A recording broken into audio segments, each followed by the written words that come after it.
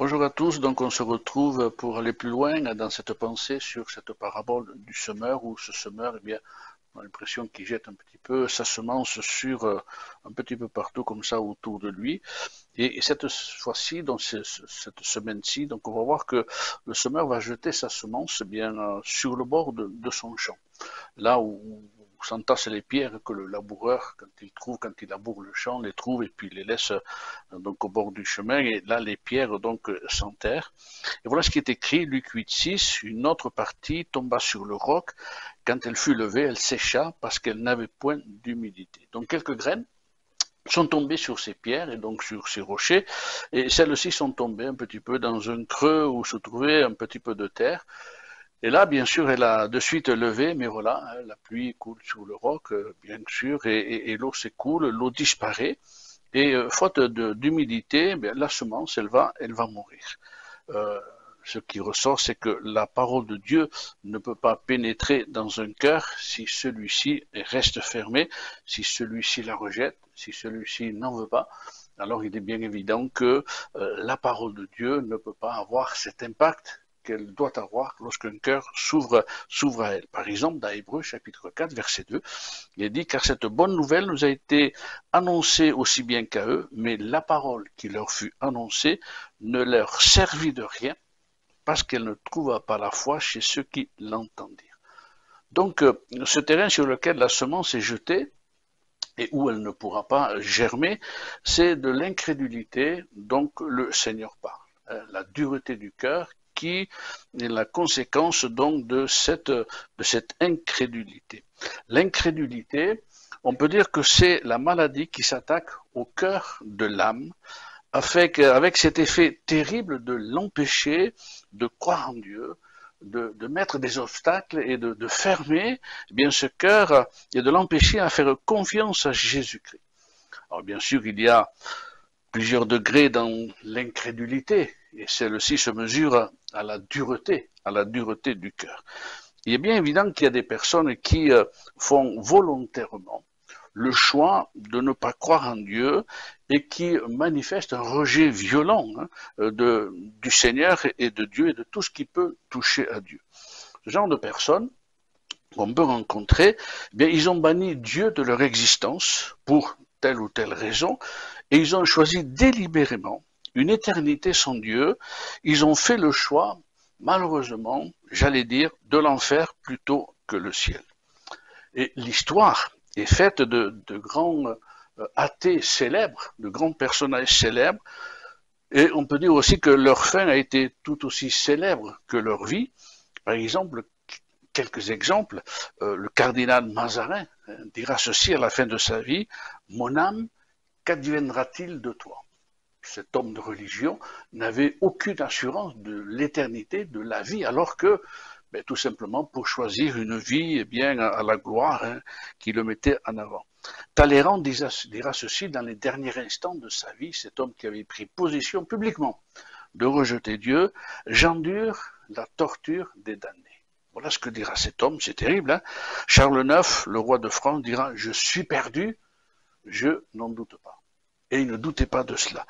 Churchill dira ceci, un célèbre athée aussi, plus connu, plus proche de nous, dira ceci, mais quel fou j'ai été de ne pas croire tout simplement en Dieu. Et comme dernier exemple, l'infirmière qui se trouvait au chevet de Voltaire, donc au dernier instant de sa vie, cette infirmière dira ceci, pour tout l'or du monde, je ne voudrais assister encore une fois l'agonie d'un incroyant. Apparemment, celui-ci a imploré le pardon en criant toute la nuit. L'incrédulité, eh bien, avait éloigné de Dieu et de son salut tous ces grands hommes. Et j'allais dire, et tant d'autres, qui, au moment de quitter ce monde, ont réalisé, mais trop tard, qu'ils étaient perdus. La Bible dira ceci, mais que servirait-il à un homme de gagner le monde entier, eh bien, si c'était au prix de son âme, s'il perdait son âme. Jean, chapitre 3, verset 18, Jésus dira ceci, celui qui ne croit pas est déjà jugé parce qu'il n'a pas cru au nom du Fils unique de Dieu. La volonté de Dieu, c'est qu'aucun ne se perde. qu'aucun homme ne se perd. C'est pas ça son désir. Mais le désir de Dieu, c'est que tous soient sauvés par lui. Jean 3,16, connaissez ce verset, vous l'avez sûrement entendu déjà, mais car Dieu a tant aimé le monde, qu'il a donné son Fils unique, afin que quiconque croit en lui ne périsse point, mais qu'il ait la vie éternelle. L'incrédulité, ce refus de croire en Dieu, de fermer son cœur, de dire, mais pas besoin de Dieu dans ma vie, pas besoin de place pour lui dans ma vie, mais l'incrédulité est capable de rendre un cœur dur comme la pierre et comme le roc. Mais ce qui est extraordinaire, c'est que Dieu a un remède puissant et extraordinaire contre l'incrédulité, contre cette position de cœur, c'est tout simplement sa parole. Qu'y a-t-il de mieux pour casser un roc ou une pierre comme marteau? Or, écoutez ce que dira Jérémie, chapitre 23, verset 29. Le prophète dira ceci, face à l'incrédulité du peuple d'Israël, eh bien, de la part de Dieu, ma parole n'est-elle pas comme un marteau qui brise le roc? Alléluia. Je me souviens bien de cet homme, lorsque j'étais pasteur au Puy-en-Velay. C'était un homme d'une cinquantaine d'années, un garagiste, un gars très bien, avec qui j'avais été en contact. Et cet homme, bien tout simplement, il avait ses grands-parents, ses parents qui étaient des ardents communistes, des syndicalistes. Il avait baigné dans cette, cette religion communiste, si on peut dire, en tout cas dans cette pensée. Et en discutant avec cet homme qui avait été élevé, et il avait été placé face à cette incrédulité qui avait gagné son cœur, cet homme me disait, alors qu'il était bien sous tout rapport, il me disait, mais je ne vois pas le pourquoi de croire en Dieu. Parce que dès sa naissance, tout simplement, on lui avait enseigné ces choses-là. Et puis un jour, cet homme est tombé gravement malade. Et au fur et à mesure que sa maladie gagnait sur lui, petit à petit, il s'est rapproché de Dieu.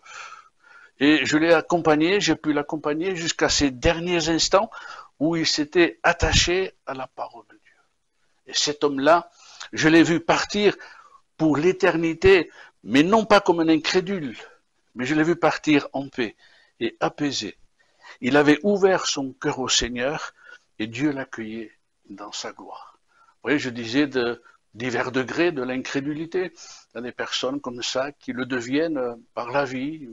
Ils sont bien sous tout rapport, mais voilà, ils ne trouvent pas pourquoi croire en Dieu.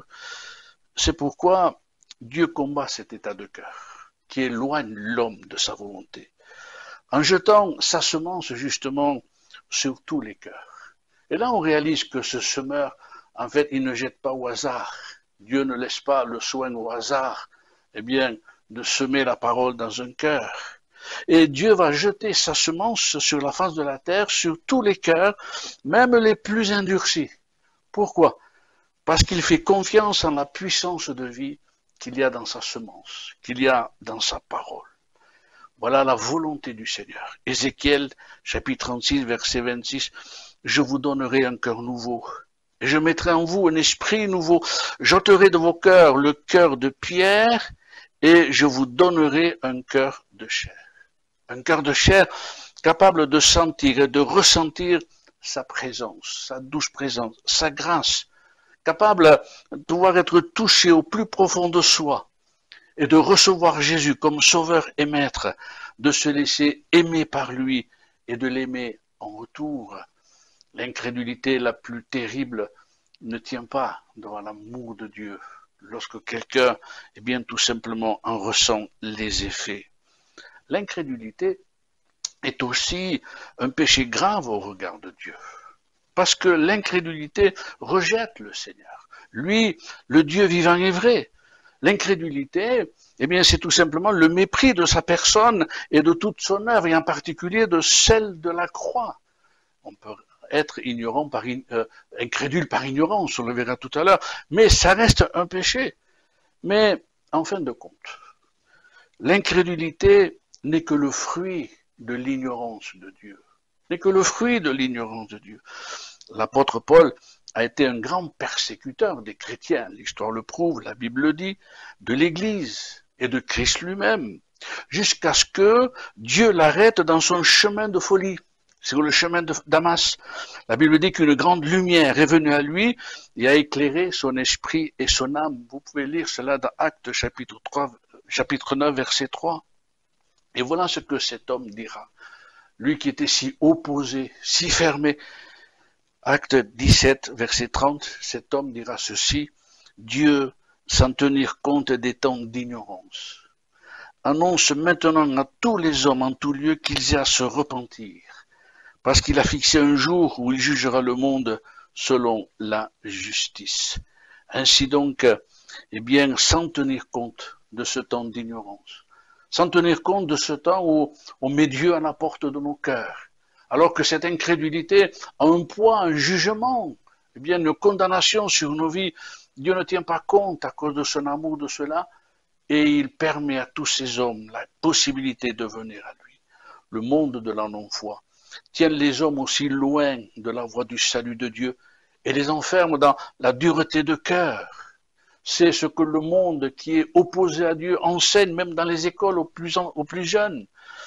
Éphésiens 4, 18, parlant de ces personnes tout simplement bien qui sont dans le monde et qui combattent ces choses-là, les choses de Dieu, dira, ils ont l'intelligence obscurcie.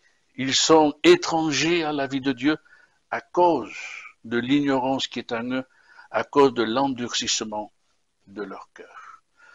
Peut-être que ton cœur est ainsi, toi qui écoutes, puisque c'est cette réflexion de cet après-midi, peut-être que c'est l'état de ton cœur. Tu ne veux pas de Dieu. Tu fermes la porte de ta vie à Dieu, pour des tas de raisons personnelles qui peuvent être humainement acceptables. Tu ne veux pas croire en Dieu, aussi peut-être parce qu'il pourrait déranger ta vie, parce qu'il y a quelques manières de faire, quelque chose, quelques péchés. Et cela, tu as vite compris que accepter Dieu, c'est opposer tout simplement à sa volonté. Mais peut-être aussi que tu ne peux pas croire en Dieu parce que tu n'y arrives pas. Parce que tu voudrais, mais cette incrédulité, ce cœur fermé t'en empêche. Parce que l'incrédulité, c'est aussi être incapable de croire en Dieu. Être incapable de croire en l'amour de Dieu. La Bible nous parle de cet homme dont le fils était gravement malade. Et que Jésus invite à croire qu'il peut guérir son enfant. Jésus lui dira, eh bien, tout simplement, il va inviter à croire qu'il peut guérir son enfant. Marc 9, 23, aussitôt le père de l'enfant s'écria, je crois, viens au secours de mon incrédulité. Il voulait, mais il ne savait pas, il en était incapable. Et puis il y a le témoignage de Thomas, le sceptique, quant à la résurrection de Jésus. Dans ce point-là, pour lui, il l'avait vu à la croix, donc tout simplement, il ne pouvait pas y croire, c'était impossible de croire au Jésus ressuscité. Mais lorsque Christ vient et apparaît comme cela au milieu des disciples, et que Thomas est là, et que Jésus l'invite à toucher, à voir, à toucher, Jésus lui dira, ne sois pas incrédule, mais crois. Et là, la puissance de la voix de Jésus dans son cœur convainc cet homme, brise cette incrédulité. C'est comme une pierre qui est roulée, et Thomas tombe à genoux, il dit, mon Seigneur et mon Dieu. C'est vrai que certains ont besoin de croire pour voir, mais d'autres n'ont pas vu et ils ont cru. Et nous vous invitons simplement à tourner vos regards vers le Seigneur Jésus. Dieu veut te sauver. Et il ne cessera pas de te parler et de semer dans ton cœur sa parole pour que tu viennes enfin à lui. Sa parole est la vérité. Une puissance de vie. Et je t'invite à lire sa parole. Et ainsi, petit à petit, il t'aidera à venir à lui, parce qu'il va t'attirer avec des cordages d'amour. Il y a une chose que tu ne dois pas oublier, c'est qu'il t'aime. Il t'aime, ne l'oublie pas. Il y a cette parole.